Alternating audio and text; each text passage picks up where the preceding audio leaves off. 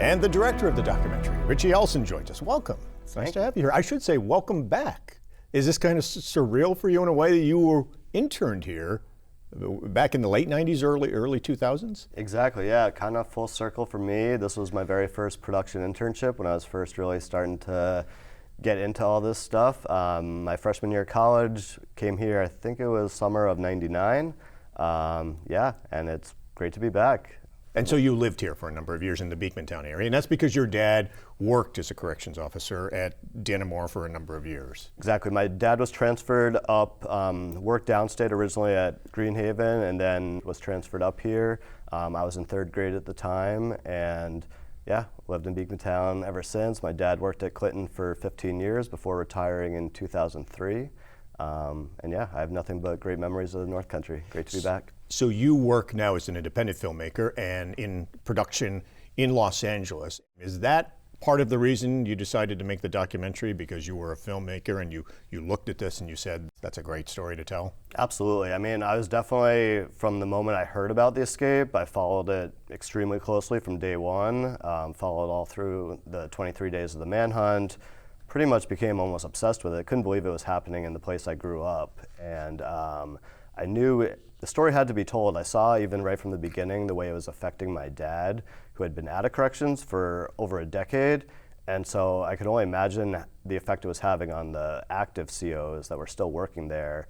You know, the way a lot of the media portrayed it, especially in other parts of the country, didn't seem totally accurate to me, and I wanted to tell the real story from the perspective of this community, from the perspective of the COs, and make sure that, you know, the facts actually came out. And what was the perception, that the COs were to blame, that they were complacent? Exactly. I was seeing a lot of news reports that were indicating that the officers were lazy, that they hadn't done their job properly. A lot of reports were even saying that Joyce Mitchell was a corrections officer, which obviously was not the case. You know, civilian workers take a lot of pride in their job too, and but there were a lot of, you know, false narratives going around, and then, you know, the Lifetime movie came out, and I just didn't, you know, think when you saw that, what was your impression when you saw that? It almost seemed comical. I mean, not in a funny haha type of way, but it was like, how could people think this is how it really went down?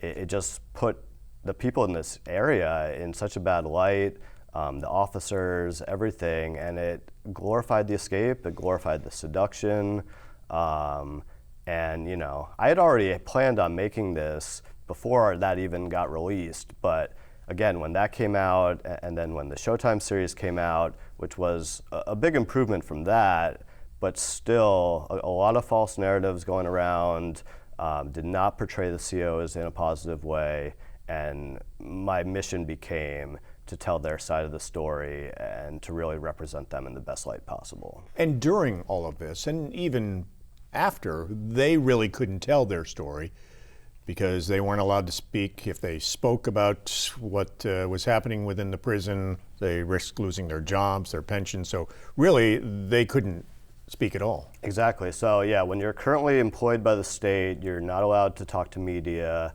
which was really unfortunate in this circumstance because, you know, they obviously knew the real story better than anybody. And because they couldn't speak, I had to really look to retired correction officers to get the story from. And even a lot of them were pretty apprehensive to speak to me. Some of them feared they might lose their pensions or be in some way reprimanded by the state. And so it really took a long time until I gained trust from people to really start opening up. And once a couple of them started speaking to me, it seemed like it started to gain some momentum, and things really started to take off from there. And not only retired officers, you talked to a number of the key figures in this that hadn't talked up to this point. Steve Racette, the prison superintendent, Gene Palmer, the only CO who was charged in this. To have those two figures in your documentary was really the first time the public had heard from them. It was huge. Corrections is a changing dynamic all the time. Steve, I'll first start off by saying Steve Racette is a wonderful man. I have the utmost respect for him. He was pretty reluctant to do the interview as well. I could tell it was a very sore subject for him, you know, understandably. And it really, it took some time till he was willing to do it, but I was really glad that we were able to sit down. It was a very raw, emotional interview, and I think you can even see that on his face during, some of those clips. And I hope he sees this as some sort of healing, because I think he was very much of a scapegoat in this whole thing. I think he really had been making huge improvements at the facility. He had only been there, I believe, less than a year before the escape. And this happened on his watch, and so he kind of had to take the fall. But I don't think it had anything to do with what he was doing. And I think he was just a great man, and I really respected the fact that he was willing to sit down with me. Gene Palmer took a lot of convincing as well. Even to get in touch with him was pretty difficult. And once I finally did, we spoke over the phone several times. He was very apprehensive, kind of was finally getting out of the spotlight a little and didn't want to be thrown back into it. But I told him it was going to be from the officer's perspective, that I wasn't trying to exploit him or present him in a negative way. I just wanted to hear his side that nobody had really heard yet. And again, it took many months and a few trips up here until he was finally able to sit down with me. But yes, I believe that is the only on-camera interview with him that exists at this time. Was that a pretty intense interview? It was. The whole thing was surreal. I mean, I'd seen him on the news several times. I'd listened to some of his interviews from his interrogations and read all those reports.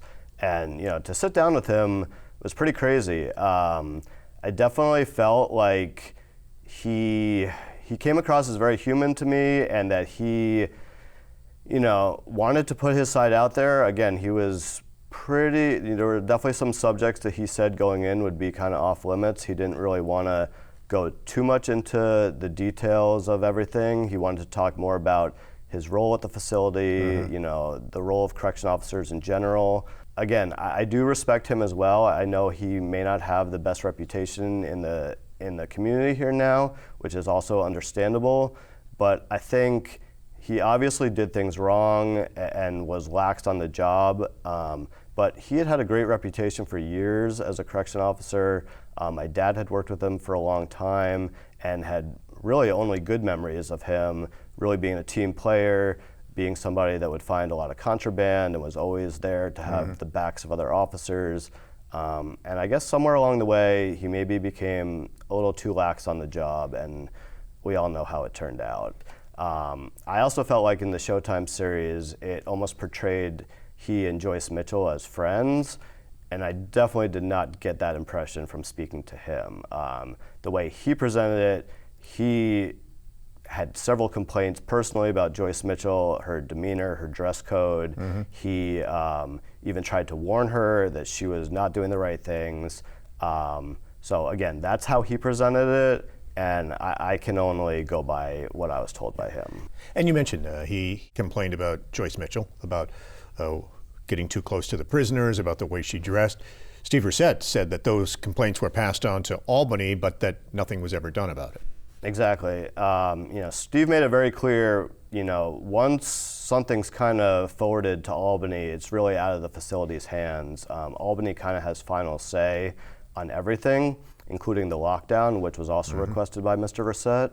And who's to know, really, if that lockdown had been approved, if the escape would have been stopped? Seems pretty likely if they had frisked every cell and done, a thorough search of the entire facility, that those holes probably would have been recovered, that other evidence may have been found in the tunnels, in the catwalks, things like that. You can't say for sure, but I think that was a huge factor in this whole escape. The lockdown being denied by Albany, I think, was a huge factor in this entire story.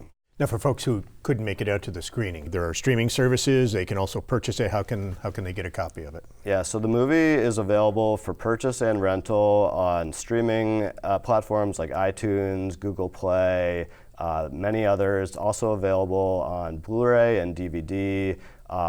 Mostly online at places like Target.com, BestBuy.com, Walmart, etc., Amazon, and it's also available at a local bookstore called Bookberg and at Champlain Center, and people can go in there and purchase it. And again, we're really excited that people in the area have responded so well, that they finally feel like the truth is starting to get out there.